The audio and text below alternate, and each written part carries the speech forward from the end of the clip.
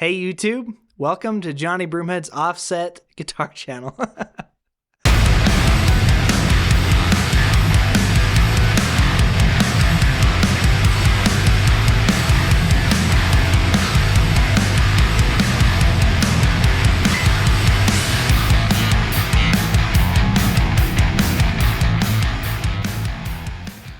Alright guys, as my intro implied, I've got another offset guitar today. Today we have the Squier Contemporary. Woo. So we got the nice, cool black headstock. The Squier Contemporary Jazzmaster. Pretty cool guitar.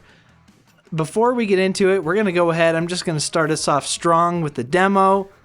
We'll do that produce demo, and then I'll talk about it, and then we'll listen to some isolated gain and clean tones. Let's get started.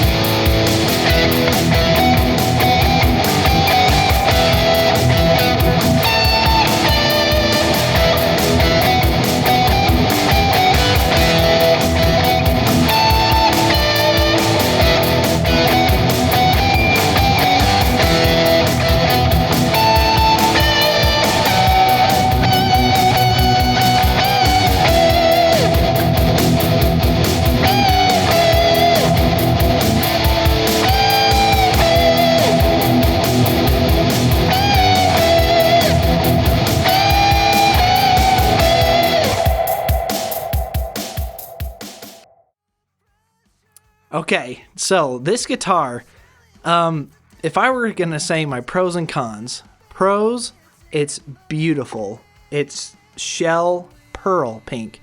So pink, shell pink pearl. It's got a really nice metallic-y glint to it. I'm trying to see if I can get that on camera. But anyhow, yeah, beautiful looking. I love the cleanness of just the black headstock with the silver lettering. And I really do like the roasted maple neck. Just a really premium feature on an entry-level guitar. If I were to say what I don't like, the trim system is kind of okay. I've got it set up pretty nicely, and it still kind of tends to come up sharp when I use it. Maybe a trim whiz out there can tell me what I'm doing wrong on my setup, but that's kind of what's happening for me.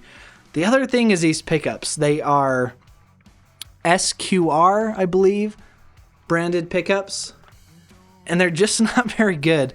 They're active pickups. They're relatively high output, but they're really shrill. There's not a good low end. There's not a good mid-range. All the kind of things that you want from an active pickup, this guitar is really lacking. Let's jump into some isolated distortion tones.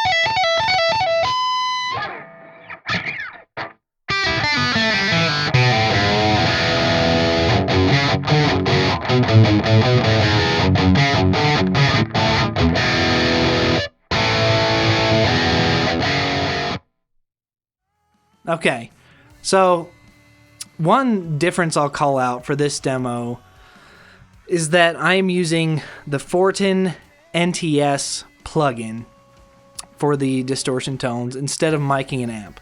just something I'm trying new production techniques all the time. So today I'm using the Fortin NTS plugin, and I thought it sounded pretty good in the mix in the produce demo.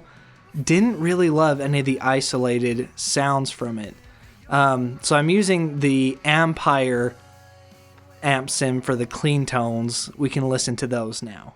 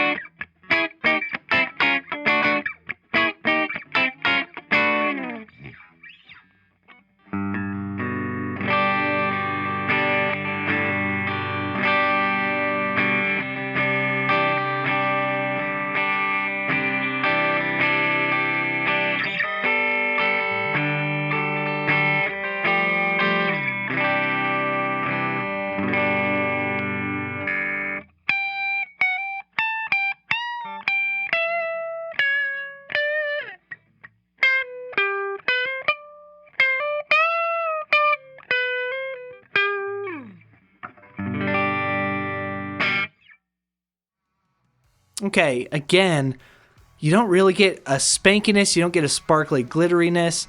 I know it's humbuckers, not single coils, but even so, from almost all of my other guitars, I've gotten pretty good clean tones out of humbuckers, and these just aren't cutting it for me. Even the Roswell active pickups that came in the EX84 Modern, I just thought those were a lot better than these SQRs.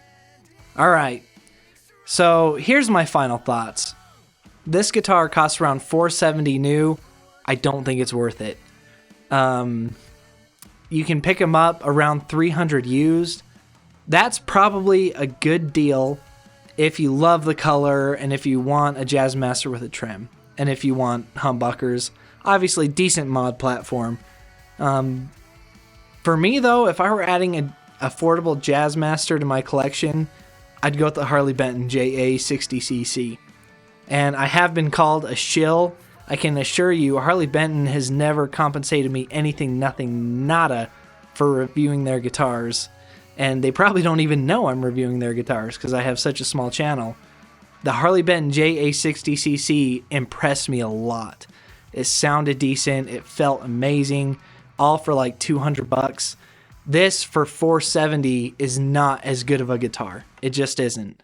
Pickups aren't as good. The bridge isn't as stable. The tuners are good. Good tuning heads on this. Neck profile's not as comfortable for me. The color is cool though. I'll give it that. So if you can pick these up for $300 and you love the look and feel, and then $300 is probably an okay deal. But if you're just looking for a solid Jazzmaster and you don't really care about having a trim, I would highly recommend the Harley Benton JA60cc. So with that, what are your thoughts? Leave them in the comments below, and I will talk to you later.